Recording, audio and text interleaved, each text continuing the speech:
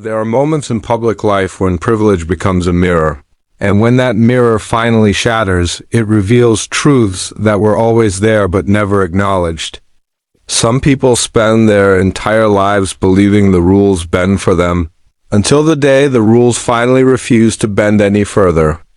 That is the day everything changes. Before we dive in, let us know in the comments where you are watching from. We would love to see how far this conversation is reaching. Imagine this. It is 11:20 a.m. on a cool Friday morning in Providence Municipal Court. The kind of morning where the air feels both calm and expectant, like the city itself understands something important is about to happen. Judge Frank Caprio reviews the docket, unaware that the next case will test the limits of patience, power, and truth in a way that leaves the entire courtroom silent. The doors open with a whisper of expensive leather and cologne. A woman strides in as though she is arriving for a private event hosted in her honor. Victoria Castellano, 43 years old, the wife of Providence's sitting mayor, walks with the practiced elegance of someone who has been photographed more times than she has been questioned. Her black hair is styled with meticulous precision, framing a face accustomed to admiration. Her suit is tailored, her heels are polished, and her handbag alone could pay several months of rent for the average family in the city she claims to serve.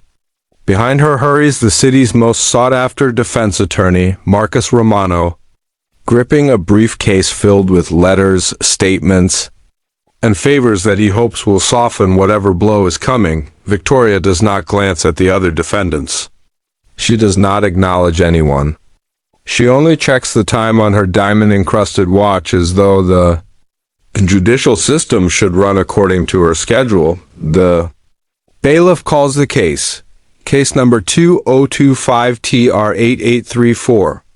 The State of Rhode Island versus Victoria Castellano. The charges echo through the room like a sudden gust of wind, leaving the scene of an accident.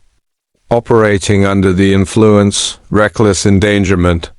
The kind of charges that would terrify any ordinary citizen, but Victoria is not ordinary. Or at least she believes she is not. She steps forward with her chin raised and her eyes steady, as though cameras are flashing that no one else can see. "Good morning, Mrs. Castellano," Judge Caprio says. "Do you understand the accusations made against you?" Victoria responds with a voice that could have been coached by a team of political strategists. "Your Honor, this seems to be a dramatic misunderstanding. A minor traffic situation has been turned into something it never was." Judge Caprio opens the police report. The incident occurred at 9:45 p.m. on October 12th. "Would you explain what took place that night?" Victoria lifts her shoulders with gentle importance. "I was returning from a fundraising event for the Children's Hospital. A significant evening. We raised over $200,000 for pediatric care. After the event, I drove home. I routinely attend these functions. It is part of my position within the community." Her words are smooth, but they slide across the room without landing anywhere convincing. Judge Caprio lifts a sheet of paper. "According to Officer Robert Chun, your blood alcohol level measured .15, nearly twice the legal limit." Victoria releases a soft laugh, the kind designed to imply absurdity. "Breathalyzers fail often, Your Honor. Every political spouse knows that wine flows at these events. It is impossible to avoid entirely." Her attorney flinches. She realizes the implication and quickly corrects herself. "What I mean is that social expectations make it difficult to avoid environments where alcohol is served." Judge Caprio continues reading. "Officer Chun observed your vehicle swerving, crossing lanes, and traveling 55 miles per hour in an area marked for 25. Victoria waves a hand. "Those lights on Federal Hill are notoriously ill-timed, and I am thoroughly familiar with the area. I drove at a speed I believed was appropriate." "Appropriate," Judge Caprio repeats, "for someone under the influence?" I was not intoxicated, she snaps. I had wine with dinner, as any adult would. Her voice begins to crack, revealing something raw beneath the polished surface. And what happened after Officer Chun pulled you over? The judge asks. Victoria's eyes flash with indignation. I was spoken to with disrespect. The officer failed to consider the political context. He behaved as if I were any random driver. According to his report, Judge Caprio says, you informed him, and I quote, "Do you know who I am?" I was providing context, she insists, and you also said. The judge continues, my husband signs your paycheck. Think carefully before you arrest me, the gallery murmurs. Even Marcus Romano briefly closes his eyes. Victoria stiffens. I was offering information that an officer might find useful. Useful for what? Judge Caprio asks. For deciding whether or not to perform his duty? Her silence speaks louder than any answer. And when asked to step out of your vehicle for a sobriety test? He continues. She bristles. I refused humiliation. I told him that pulling the mayor's wife from her car on a public street would create unnecessary political confusion. So you refused the test? Judge Caprio clarifies. I refuse disrespect. Victoria fires back. There is a difference. When backup arrived, according to another officer's report, Victoria threatened their careers and insisted they would regret this insult. The words hang in the air, heavy with entitlement that no longer protects her. Mrs. Castellano, Judge Caprio says, you attempted to intimidate officers of the law. I was explaining how this city works, she argues. And how does it work? He asks quietly, her voice trembles with anger. My husband runs this city. I am part of his administration. That should not be ignored. It happens so fast she does not see the trap she set for herself. The judge picks up another folder. Let us discuss the hit and run. Before you were stopped, your car struck a parked vehicle belonging to Maria Santos, a single mother. She has been without transportation for 3 weeks. Victoria's face tightens. If I made contact with anything, it was minimal. Insurance exists for this reason.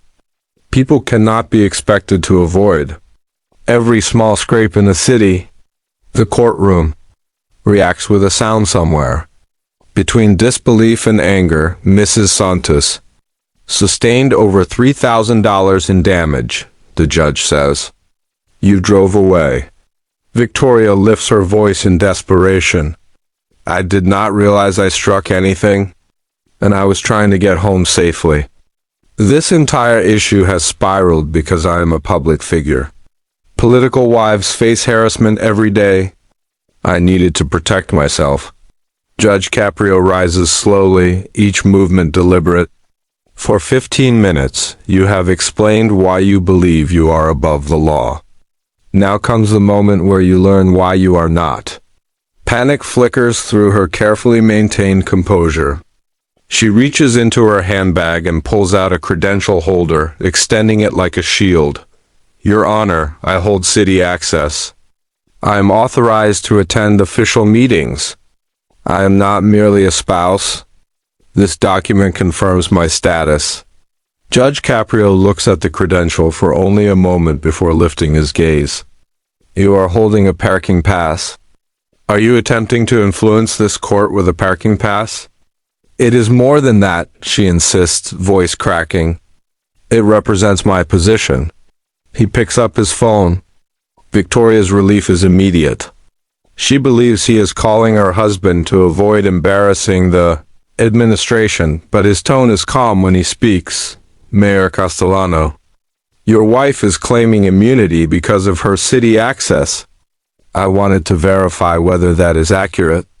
Victoria watches his face, searching for reassurance. What she sees instead is a tightening of his jaw. Thank you.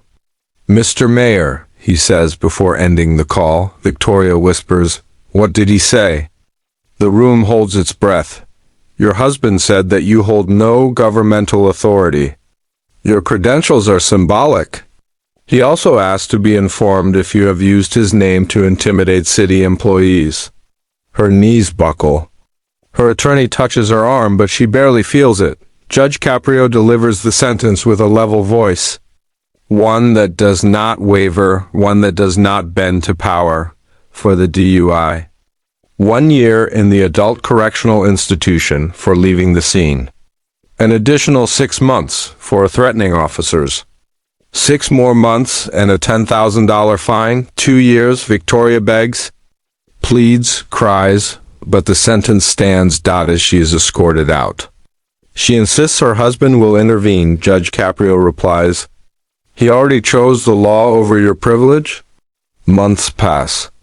The city forgets her name for a while, focusing instead on the mayor's unexpected rise in public trust.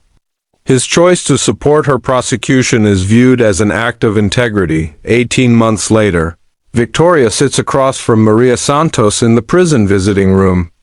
There are no diamonds, no designer clothes, no carefully rehearsed speeches. Just a woman stripped of illusions. She apologizes. She admits fault. She accepts the weight of the harm she caused. And for the first time, her apology is real. Maria studies her quietly, then says, your husband has authority, yes, but not because of power. Because he chose what was right. Victoria lowers her eyes. I hope I can do the same when I leave this place. The room empties. She remains seated, thinking about every person she once looked down on.